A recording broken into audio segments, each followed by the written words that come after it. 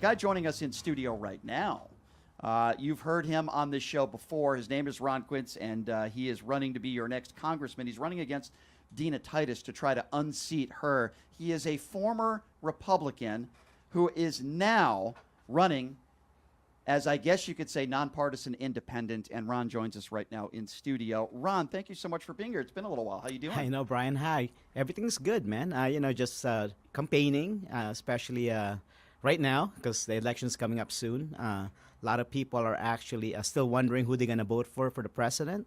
So I've been asked a lot, especially with my constituents, and I tell them, don't worry about voting for the president right now. Start from the bottom and then Right. work all the way up. Because the thing is, at that time, the people that you vote in the bottom, which is like judges, local mayor, Congress, and U.S., that will actually guide you towards whose president you're going to vote for. You mentioned the name president, though, and I do want to bring this up because he's a personal friend of mine. He's been doing my show for years, and I have a lot of respect for him.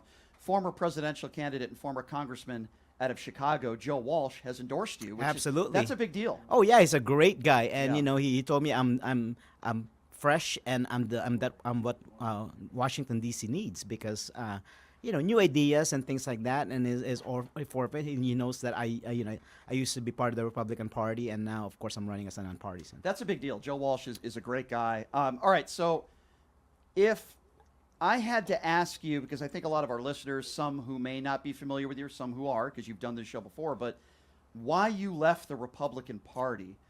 Is it one thing? Is it two things? Is it several things? Why are you not running as a Republican? And what made you say, that's it, I don't want to be a part of this party anymore? Well, multiple things actually. First of all, when I went to Memphis, Tennessee, because they have this Republican convention event, I asked some of the leaders of the Republican Party because they keep saying that they're gonna we need Latino, we need African American, and we need the Asian community vote. But when I asked them what are they doing about it, they kind of give me the runaround Right. that nothing. So now, as running as a minority candidate for Republican Party, I already know that I'm not going to get the support. So in my eyes, why are you telling us that you need Hispanic, Latino, Asian American, African American, to vote for the Republican Party, but if you're not even supporting the Asian, the African American, and the Latino Americans candidates? Right. So that's one.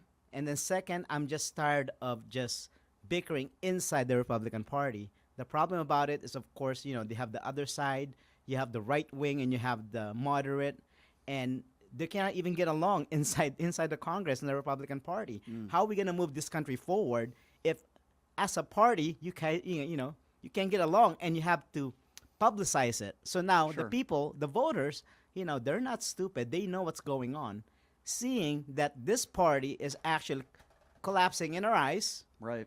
And then how would you have a better leader in coming up from that party if they can't even organize themselves? I think those are very understandable reasons. I think a lot of people are kind of tired of the alt-right, the MAGA Republicans that, eat and breathe Donald Trump.